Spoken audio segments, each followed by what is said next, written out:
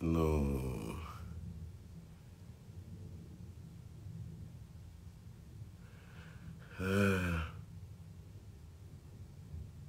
sama gars yi man bàyyi ngeen def live bi de maa ngi jooy sax sama rangoon ñaa ngi tuuru quoi man bàyyi ngeen def live bi de ngeen waxtaane ko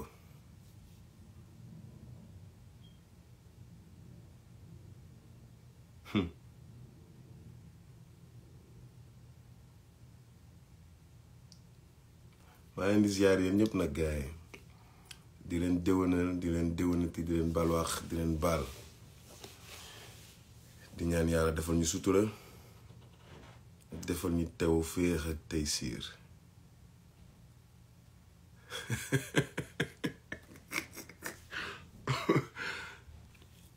non gars yi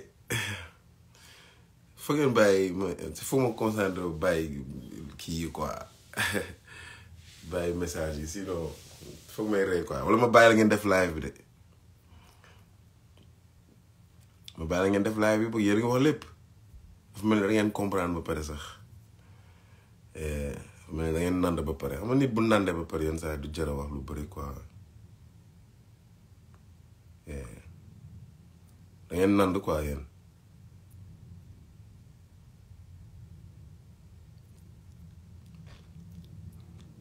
waaw xoolal lii bon bu doon sama sago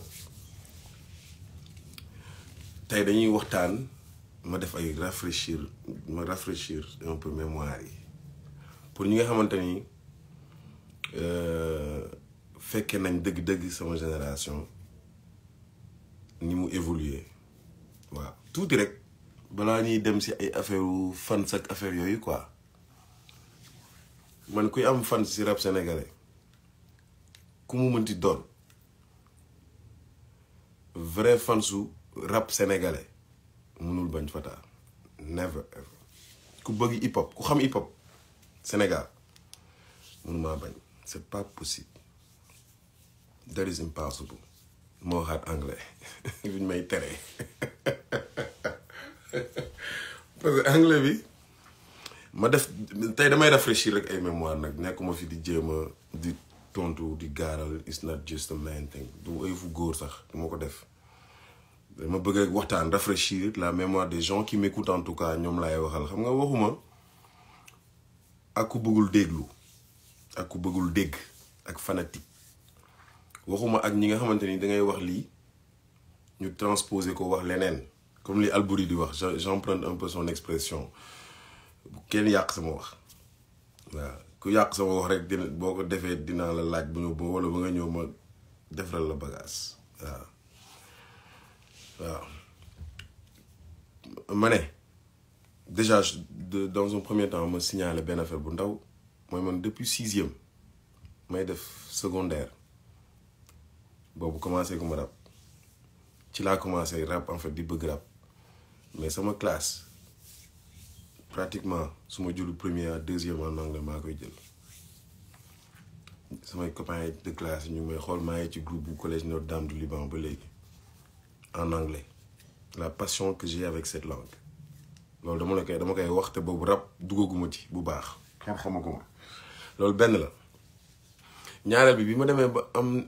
entrée en 6e dem lycée Blaise Diagne man maa doon président English club bu lycée Blaise Diagne Asmalik chanteur du ma bàyyi ma fenn suñuy connaissance ñu ngi ko defee British English Council bu nekkoon en face lycée Lamine Gueye Vanvo waaw donc anglais làkk la comme wolof comme séeréer comme joola comme yeneen amuñu si benn complexe dañ ko jàng fi ñu ko waroon jàngee bëgg ko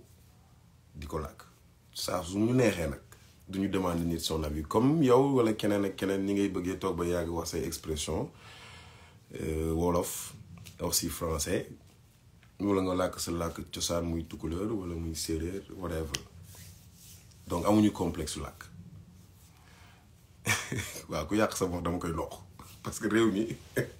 dañuy aay si yàqu wax dëgg la dañuy aay si yàqu wax da ngay wax jëm fii ñu ni par force nee nga jëm par force nee nga jëm waaw man Sénégal laa dëkk fa laa juddoo yaroo fa màggee fa waaw damay par force bokkul ci ñi ñuy tudd loolu dafa nekk parce que it's stamp tampon la bu fa nekk lu ñu wax la ba pare lu ñu def la du lu ñuy wax dañ ko def we did it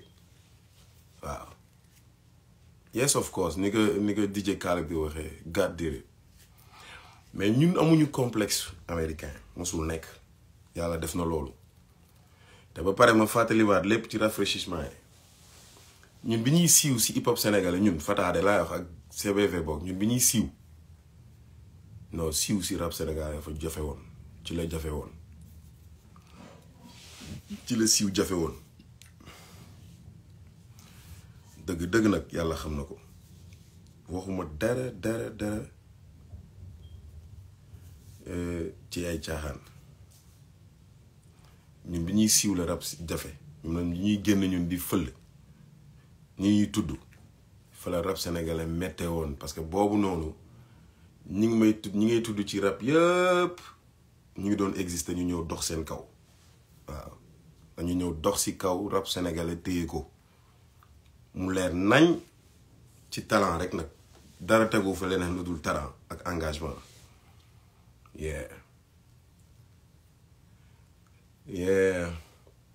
loolu am na solo ma doon ko wax quoi parce que triché wuñu suñu carrière ñun triché wuñu suñu carrière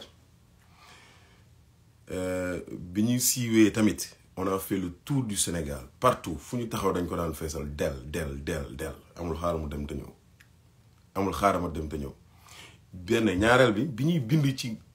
engagement bi ñuy wax ci état soo koy dégg ñun dañu yàlla daf ñu dimbali ñu fekkee ne 3 générations mooy diggante Abdou Diouf ak Ablaye Wade ñu joué si rôle yu mag engagé aussi bu baax ku déglu suñu sang yi ñu ci def dañ doon wax ne ñun duñu fanaan suñu kër excusez-moi dañ doon wax duñu fanaan suñu kër boobu engagement foofu la raare woon man su ma toogee tey di gis li ñuy tuddee engagement c'est du déjà vu lu xew la ba pare waaw Sénégal luñ fa def nii dañ ko fay defaat donc man nag parfois duma mën di wax ak génération boo xamante ni dama leen di bëgg fàttali man maay kan ba pare le Sénégal dañu gaaw ci fàtte nit wala jël la rek multiplier par 0 def lu fake góor jigéen gëmoo dara kërëng c'est pas vrai c'est des balivernes loolu du dëgg loolu ku koy wax ak ku koy jéem a gëm ak kuñ koy gëmloo ñoom ñett yëpp dañuy fen ay fenkat lañ c'est des mythos que dañ ma daax rab Sénégal danga ma daax rab ku ma daax rab Sénégal andi ko léegi teg ko ci biit maag moom ku mu mën ci doon nag avec toute la modestie dafa am yoo xam ne doo sax samay wax quoi Sénégal nit mën na ma gën a siiw wat d'accord naa mais nit gën ma dégg daa xam ma tegu ci biit amul c'est pas vrai loolu benn la ñaareel bi je souligne encore techniquement laa lay wax ci musique ma rafraîchir sa mémoire gën ma xam ni ñuy bindee ci dëkk boobu ñu nekk Sénégal ak li mu laaj pour nga bind wax nit ki dégg nga xamante ni rap flow la ak diction ak waaw flow la ak diction boo ma laajee man la Fata man maay diction man maay flow ci rap sénégalais mu leer benn ñaareel bi maa ko jàngale nag man maa ko jàngale def nekk comme maître ci rap sénégalais bind leçon de rap man samay musique yëpp dafa objectif te doon am solo ci jàngale ci musique leçon de rap ku bëggul dem déglu ko bëggoo dégg ci hip hop bi waaw maa jàngal génération yëpp ñuy rap waaw maa leen wax naka la techniquement naka ngay rabee bokk ci biir Sénégal loolu laa wax man waxuma rap américain de man ku may jaawaleeg américain rek da ngay juum quoi waxuma rappeur américain yi ñuy rabe de parce que xamoon nañ fi ay rappeurs yu nekk quoi ñun xamoon nañ ay Das EFX xamoon nañ ay rappeurs yu ne Twister rap yu gaaw flow yooyu moo envahiroon Sénégal ba boo demee ci yenn secteurs yi wala concert yi rappeur bu nekk am na koy nuróol ok man ma nekk un rappeur sénégalais foofu la wax di njëkk leeree man mosuma nekk di rappeur yi di yuuxu di wax lu du leer jamais lyricalement je parle des choses que tu dois comprendre automatiquement techniquement ci lyrics ci binde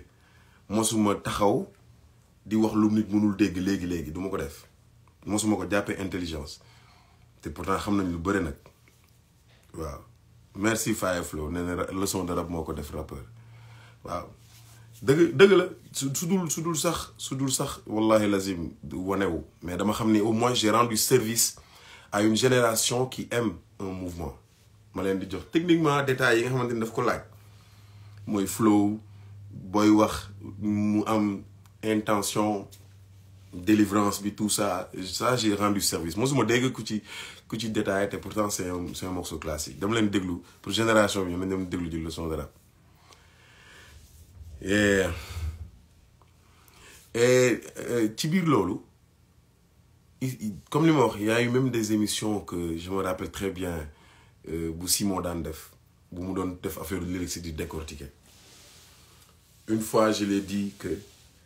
man nekkuma si lyrics yi américains yi di proposer africains yi ñu koy topp man la ñuy tuddee complexe nee nañ man maay complexe américain yi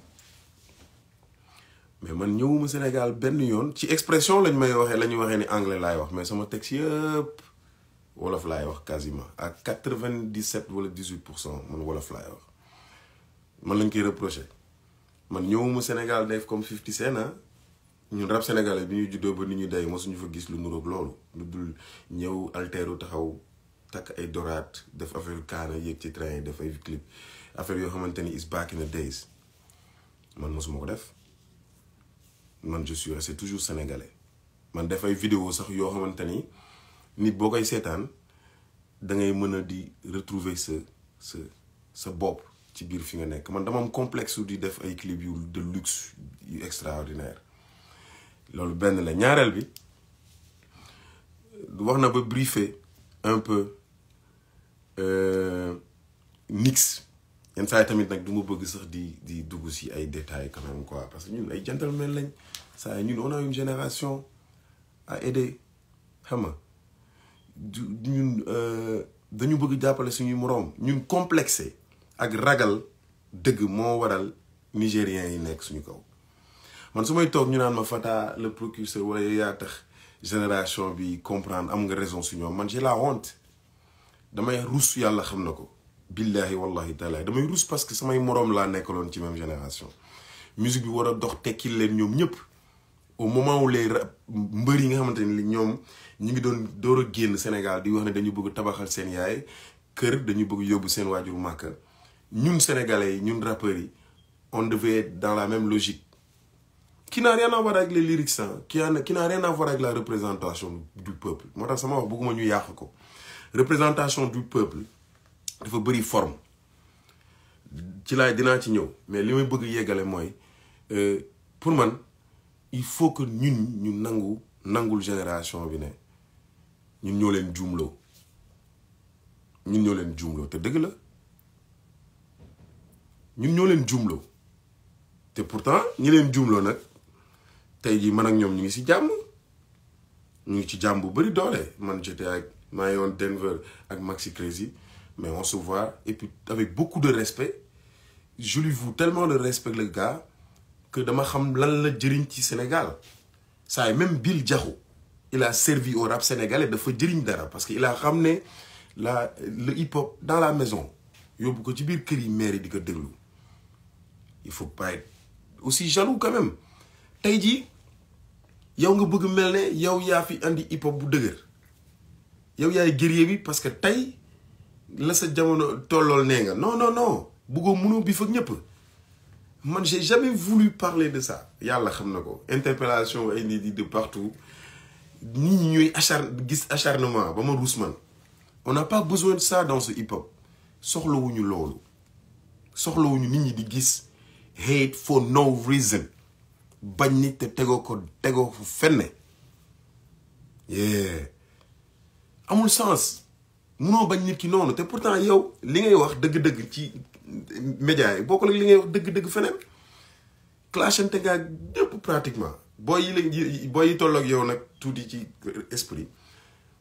répondre nañ la clash yu dëgër ñu ci bëri da nga leen bàyyi mu sedd nga avancé mais dafa mel ni man sa début carrière ba tey man la nga ni ma andi Dragon nga andi Dipson tey Dipson bi muy def carrière mu koy jeexal parière Sénégal en tout cas pas carrière mais bi muy def benn soirée bu mag bu mu doon def man la woo ma nekk invité d'honneur il me voue beaucoup de respect et je le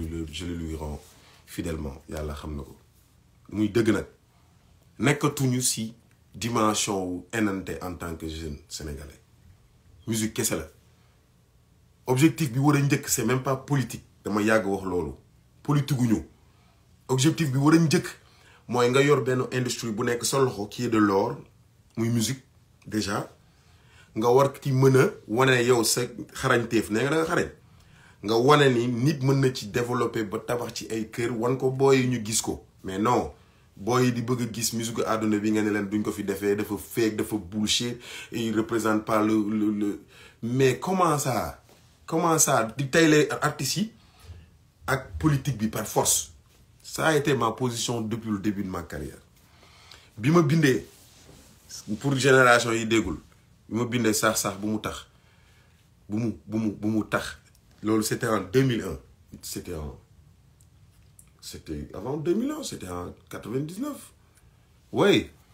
man maa wax loolu man maa ni bu élection yi jotatee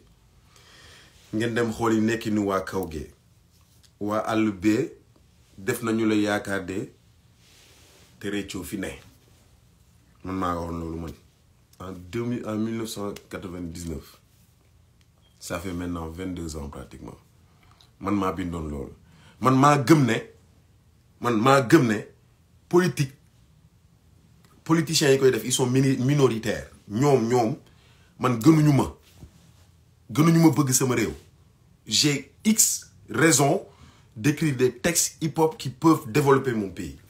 ñu war a éveiller jeunes yi ñu gën a yeewu ci seen dundin ci dem wuti ko pour bañ a toog di xaar état man loolu laa gëm man maa ko wax loolu de 99 ma jóge ci defaat beneen morceau ñooy soos wax ne comme kaas nañu ba tàyyi te nguur gi faalew ñu man rab bi duma ko bàyyi te mooy suma liggéey faalew ma mais saa waay pour ñuy xamul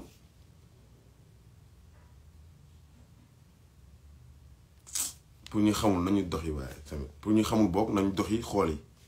comprendre nga te ñu bañ a jaxase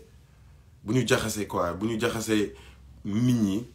ak peuple bi comme quoi que nekkuñu ak peuple bi rek loolu mooy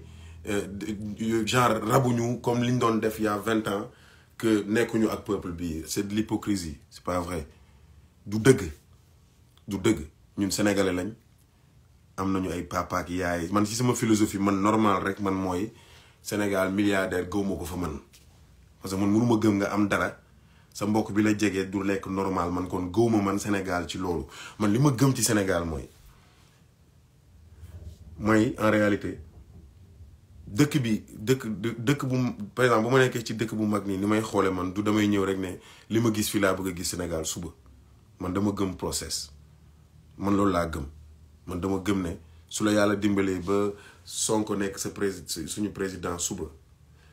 yàlla may ko mu def 10 ans mu bañaa nekk beneen génération bu ñëwaat di dal si kawam di comprendre di am conscience ne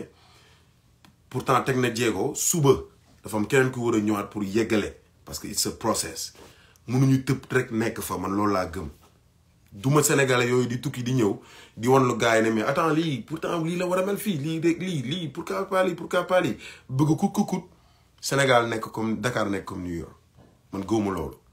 parce que man dama gëm ni c'est des villes qui se sont faites depuis 300 ans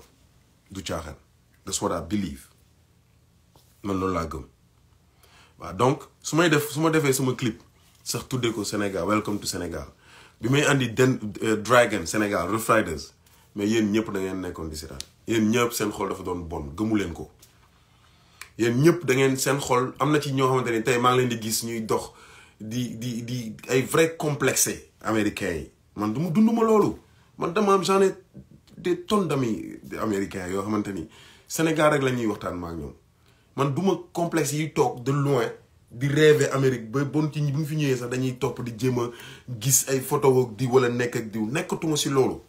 mosuma si sax xalaata nekk bi ma xamee Rough Riders laa dama leen di yóbbu découvrir leen samay morom mais boobu la samay morom yi bañ boobu laa toggee animateurs yi di la sànni xeer di wax naan du dëgg andiw fi kenn man ma déclenché rêve yooyu ci yéen yow miy toog di wax ñëpp moo waral nga gis lii may def di tudd samay texte di tudd samay toog nga apprécier sama album man sama morceau bi ma def ndénkaane ci nit bu la jegee li ngay wax si yeneen nit yi en réalité teg si suuf nga koy doxaat si ñeneen mais ñoom ñëpp dañ koy dund dañ koy xam soyons sincères entre nous bu média bi tax ñu war a changer suñu discours pourquoi mais pourquoi ñu war a changer suñuy discours pourquoi ñu bëgg par force wan nit ñi ni ñun ñooy peuple bi kese pourquoi restons pas cohérents pourquoi du ñu gëm lu ñu gëm dëgg-dëgg mu nekk dëgg su ñun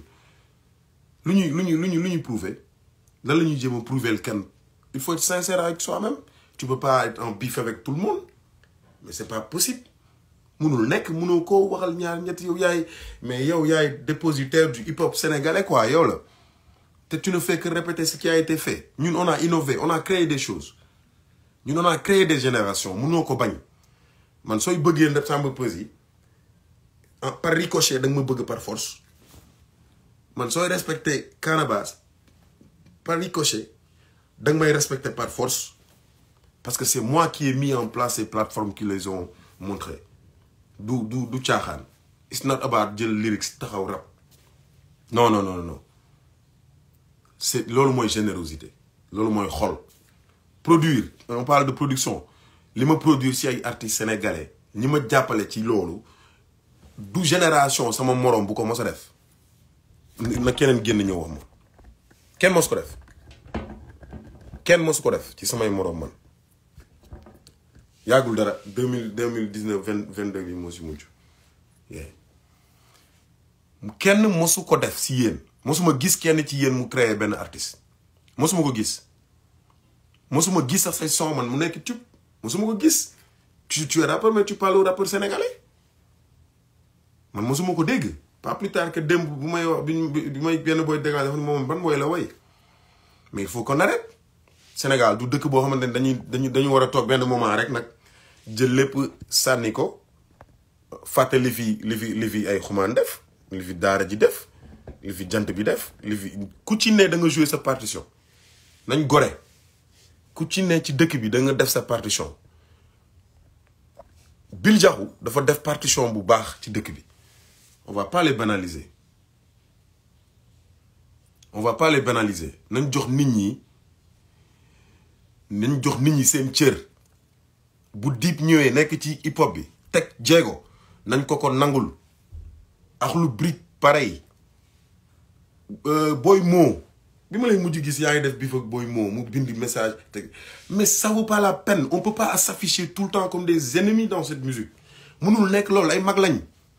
on a des enfants dañu am soxna am ay njaboot nekk ay gor war a dëkk ci dëkk bi ñu war ñu nawloo mais yow xoolal rek tuuti nga xool ci rappeur sénégalais yi ñi ngay toog di clash chaque jour ñi financement ñi mais xoolal tuuti rek nga xool ñan ñoo ciy dundee seen art ñan ñoo ci am xaalis ñan ñoo ci ñafe loolu kan ma la fi dundal ñi ngay wax yëpp def leen référence quasiment à 80% tukki nañu pour wuti lu ñu li ngay wax naan ay da leen rattraper pour ñu war a mais boo ma waxee ne man saawaay dañ ma buux ci rab bi pour ma war a naan damay créer beneen mooy parce que comprendre yow yëgoo temps bi heure bi yow xamoo heure bi jot bi may def loolu man you don't know xamoo heure bi jot baay man bi may andi Refriday Sénégal surprise la nekk si ñoom mbéj la mbéj ñi toog seen kër ak ñi toog di seetaan wala ñi seetaan vidéo bi après ñi mu nekkoon mbéj ci ñoom nañu feeñ moo tax may laaj sama alarme ay mbéj la woon su may dégg nga naan ma ay nix maa ko inspiré ñun ñoo ko inspiré raga dum bum boobu ngay wax ñoo ko inspiré pour mu commencer di rap sa wolof dama ko daan tooñe man collaboration générosité la dafa war a yokk nit moo waral mu defaat ay mu exister ba tey di def ay rap wolof muy gën a intéressé nit ñi collaboration générosité la nit ñi dañuy yokkante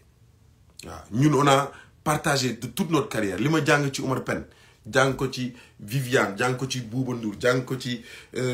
Awadi jàng ko ci Daara J seetlu ko tukki ko dama koy partagé ak sama génération par force kenn du ma ko tere vision boobu dama koy partagé par force que personne ne mêle ça à la politique rien à voir avec la politique nañu musique ku muus dëgg su boolewul wax dara ku waxul dëgg xam ne bu dee xam-xam la ci hip hop mais bu dee saawaa yow am nga xam-xam mais relève toi nga génn ci kaw bi dem defi ay leneen lu gën a mag comme ñun defuñu ko ne nga dama jaaxle par exemple moo tax ma doon déclencher changer génération bi par force dañuy xew man damay rus ma duggee ci ay club américain yi di gis léegi ni ñuy dégloo ci nigériens yi nga ni loolu amul benn nga bëgg ko tuddee ni man maa dem ba gars yi rappeurs yi ñëw di ma bomb Sénégal mais man bàyyi bi may xew ci rap sénégalais bàyyi lu fu ma non man bëgguma sax ay discussion yi yàlla xam na ko parce que dama xam sama bopp ci bind ak mën a teg bu dee ay wax Sénégal nit mën na ma gën a siiw mais mënuma dàq rap mënuma dàq bind waaw technicité yi ngeen di jaay ci hip hop nag tardel seen bopp la rek moo gën a compliquer seen musique moo gën a compliquer seen moo gën a yàq seen musique avant rap di ñëw Sénégal woy amoon na te danaa nekk lu ndaw ñu siy wax lu am solo lu jëriñ nit ñi mais bind ton ay conteneuru texte lañu daan bind rappeurs yi di ko envahir nit yi ñiy déglu rap rek ñoo koy déglu ñoom rek lay jëriñ ban sens la am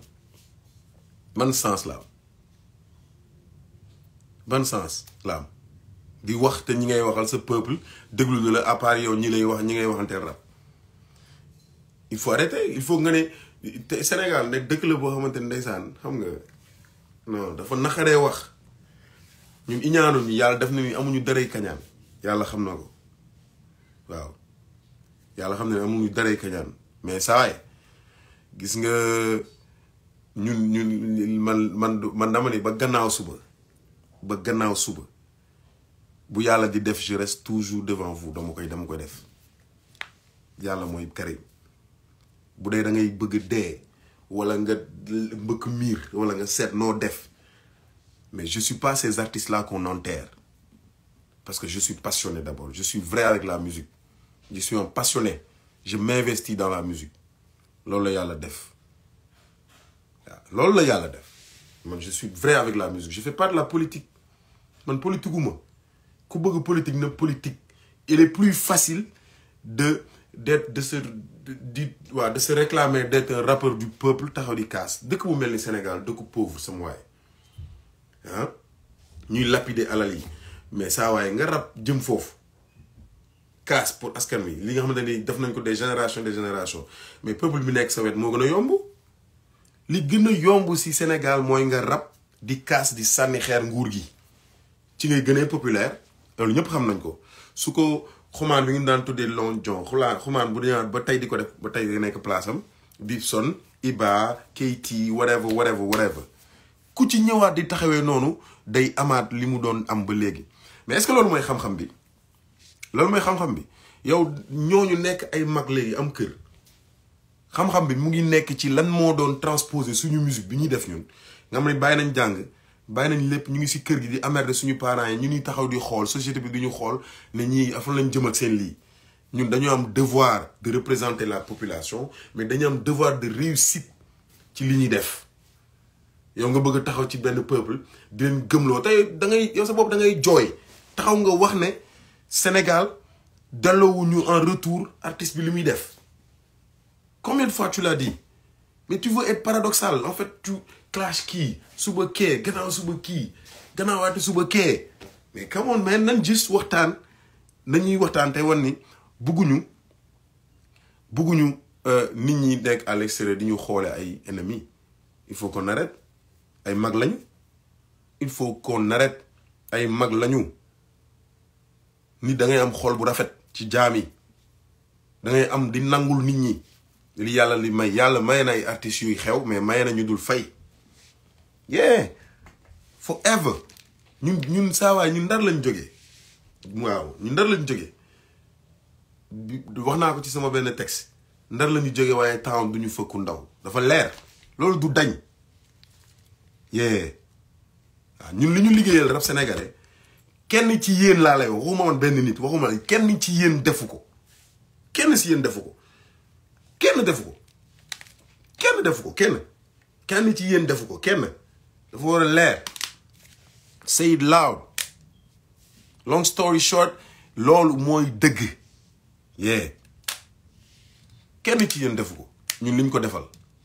kenn defu ko tey nañ taxaw lan mooy defal dara rap sénégalais mooy jël micro taxaw di rap di wax askan bi ñoo war a yeewu yeah askan bi ñoo war a yeewu xam dëgg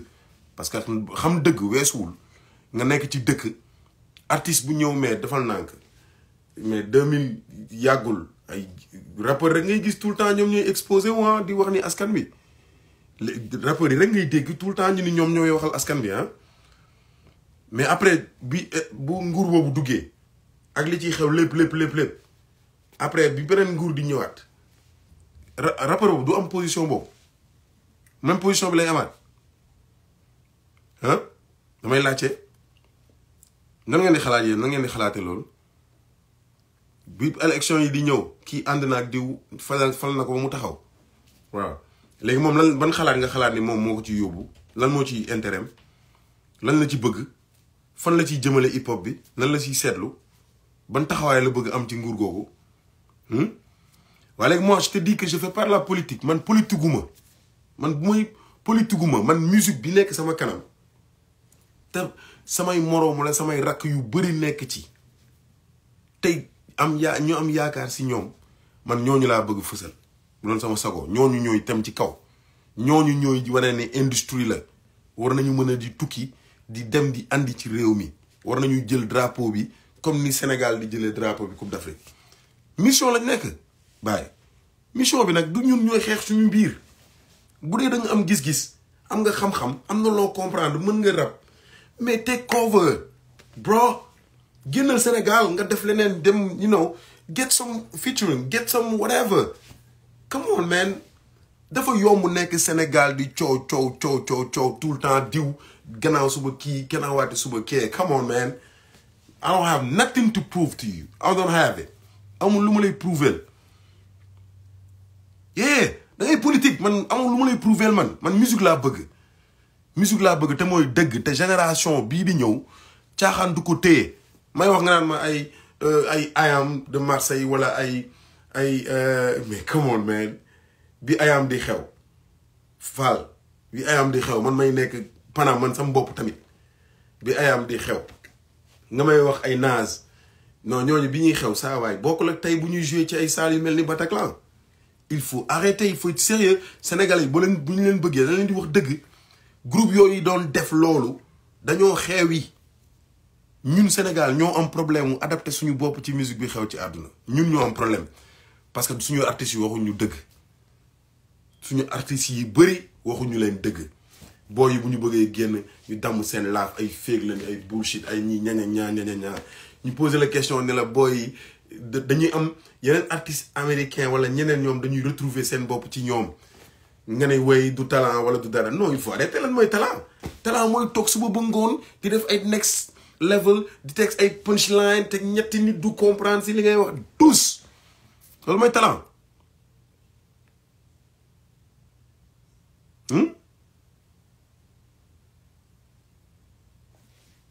loolu mooy talent waaye yow loolu mooy talent mooy toog di bind ay texte 90% wu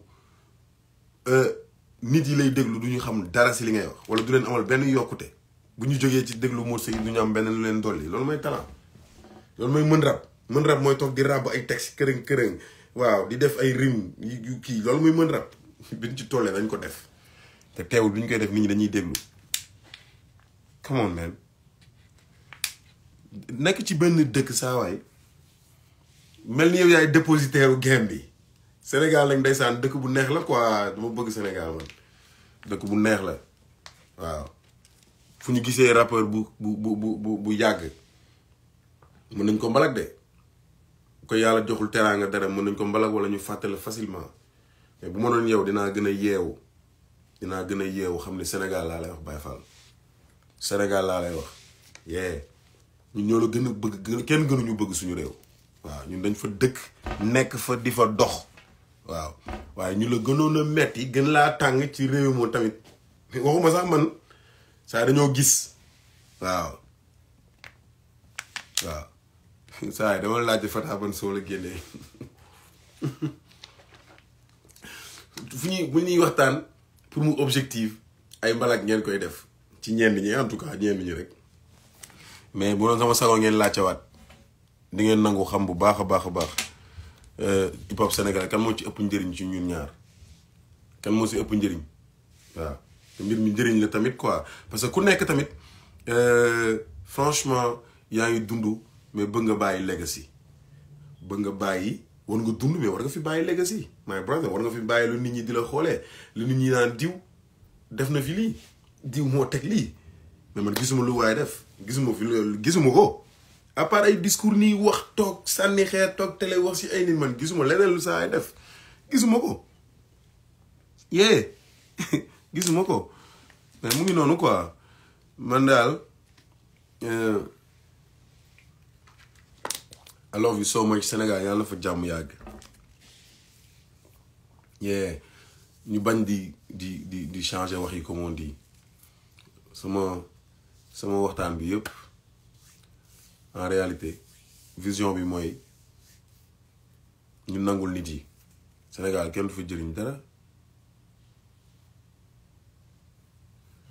du fa jëriñ dara su fekkee duñu reconnaître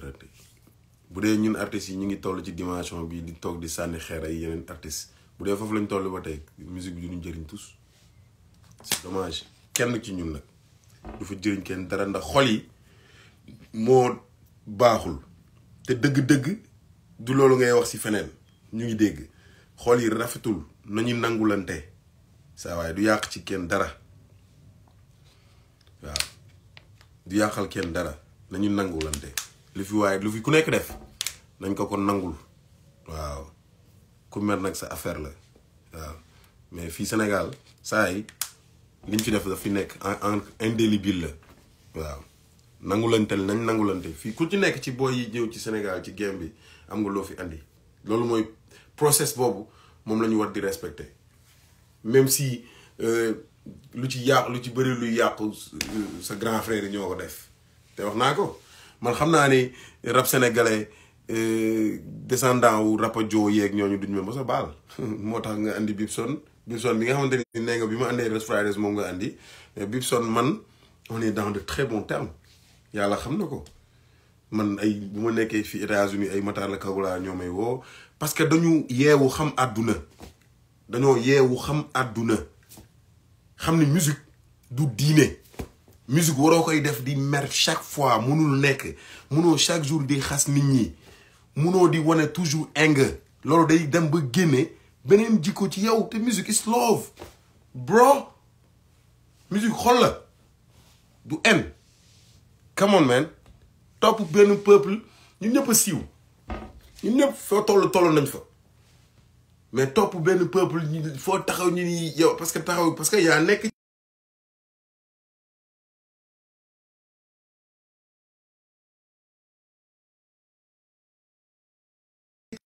ci noonu lay dem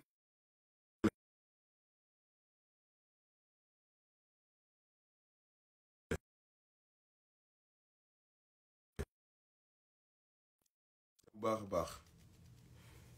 gars yi nga xamante ñu ma doon déglu lépp lu ma fi wax loo xamante ni franchement teggi na yoon ci sama faute la man li si jub tamit ci suñu borom la je tenais à le faire à le dire thank you very much bu kenn yàq sama wax li may wax ci musique la yam dañ ko yamale foofu peace out man I love you so much thank you guys